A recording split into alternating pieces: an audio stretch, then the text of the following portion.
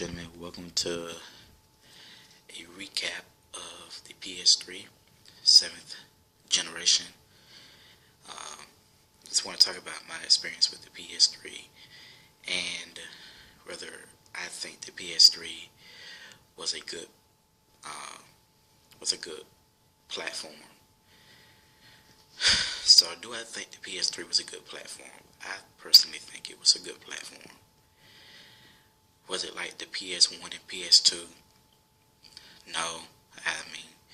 I reluctantly say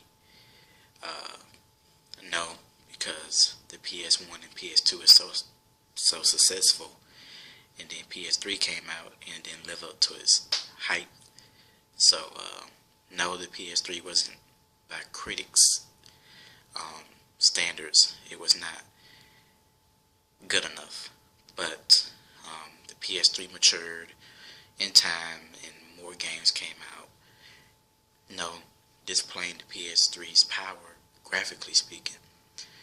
But I've had my PS3 for 4 years, so I got my first PS3 the year this first PS3 Slim came out, which was in 2009, the 120 gigabyte, and that's the model that I have now.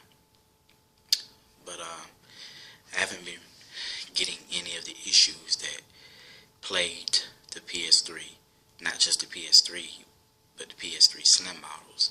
Haven't had the yellow light of death or red light of death, whichever one it was. Haven't had any heating issue, even though the PS3 by nature is hot.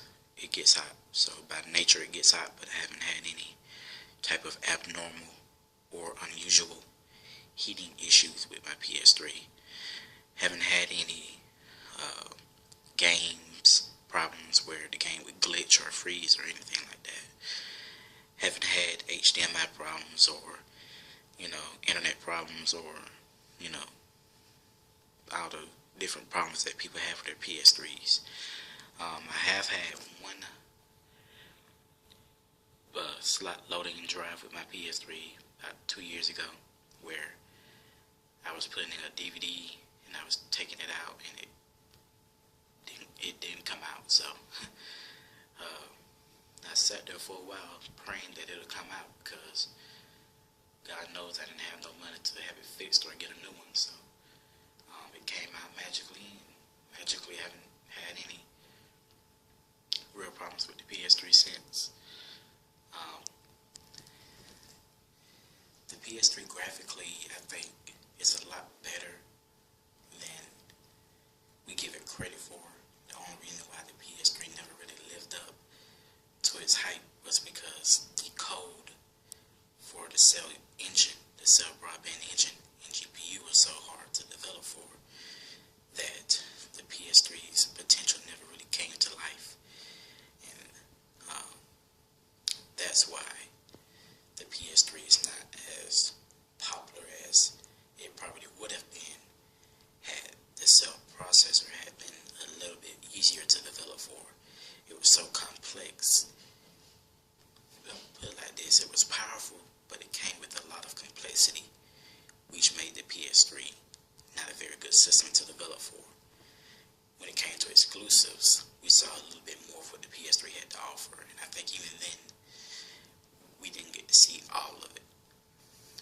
The system was running at 3.2 gigahertz, which is, by numbers, faster than PS4. And I know some of y'all like, you can't compare that to a PS4.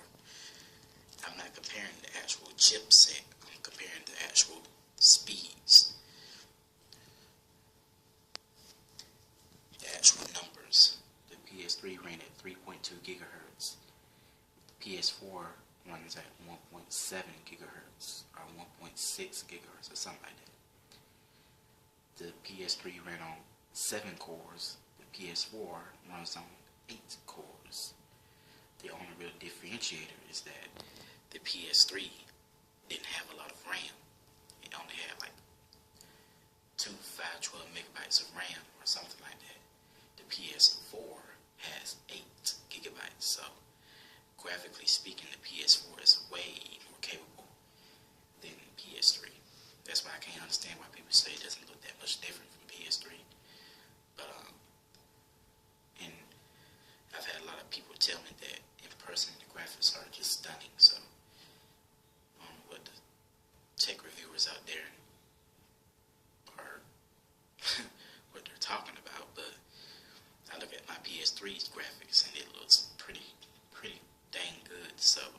PS4 to look okay. It's like, to some people, it's like, okay, well, what console y'all been looking at for 7 years? But the PS3 is a good system. I can't bash it. I'm not a fanboy, so I'm not gonna say the PS3 is better than the Xbox 360 in every aspect, because I know it's not. There is not a perfect system out there. The Xbox 360 is not perfect. The PS3 is not perfect. Same thing with the new generation, PS4, Xbox One. And I will get into the subject of Xbox One and PS4 later, because I feel like people are really giving Microsoft a hard time with Xbox One. So, because in theory, the PS4 and Xbox One are the same, internally speaking. They both have the same CPU chip. They both have the same GPU chip. They both have the same amount of RAM. There's different types of RAM. The PS4 has DDR5 and the Xbox One has DDR3.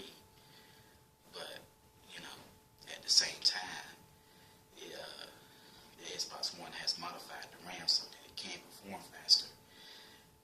But in theory, the Xbox One and PS4 are the same.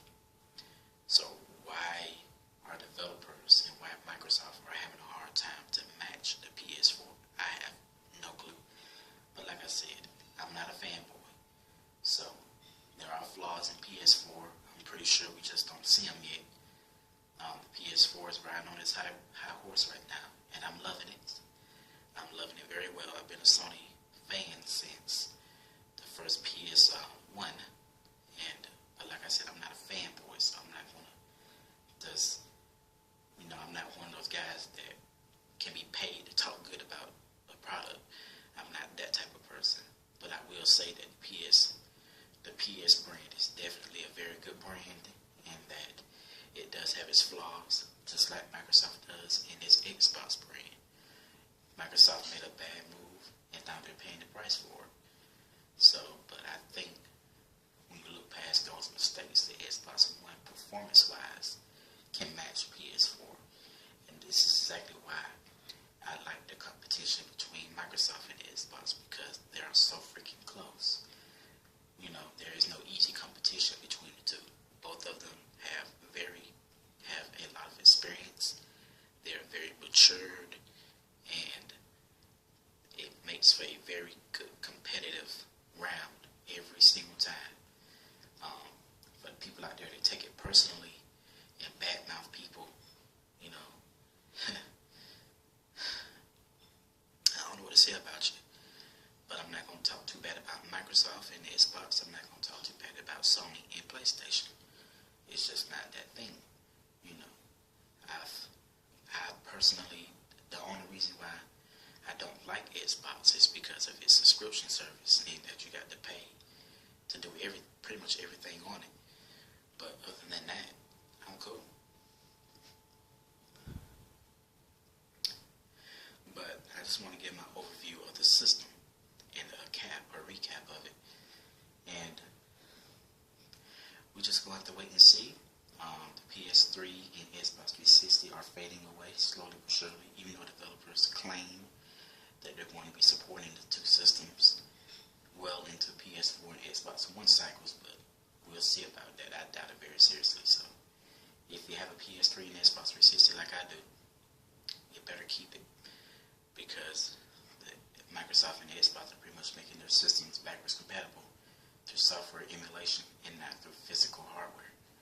So if you have an old PS3, keep it. If you have a new PS3 like this one right here, which can still play PS1 discs, keep it, and download PS2 games off the PS Store, because until Sony and Microsoft implement a emulation for PS1 and PS2, Xbox 360, and the original Xbox games, it would probably be a good idea to stick with the original hardware, such as Xbox 360 and PS3. So,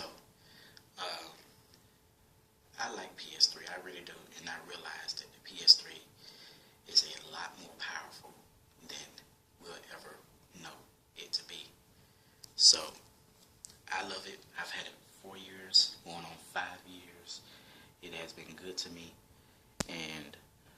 just wanted to give my personal opinion about the PS3 and the PS3 as a whole. Hopefully soon, hopefully within a year or so, or 2 years, maybe 3 years, just like the PS3. Hopefully I'll be able to own a PS4. So I hope y'all enjoyed this review, and I might come back and do like an audio thing on Xbox One and PS4. Do like an audio take on it. This is, and you probably can hear the fan of the PS3. Mine's just, I haven't cleaned this thing out yet actually too, so that's probably why you hear it. But I hope y'all enjoyed this overview and recap of the PS3 generation, and I'll see y'all next time.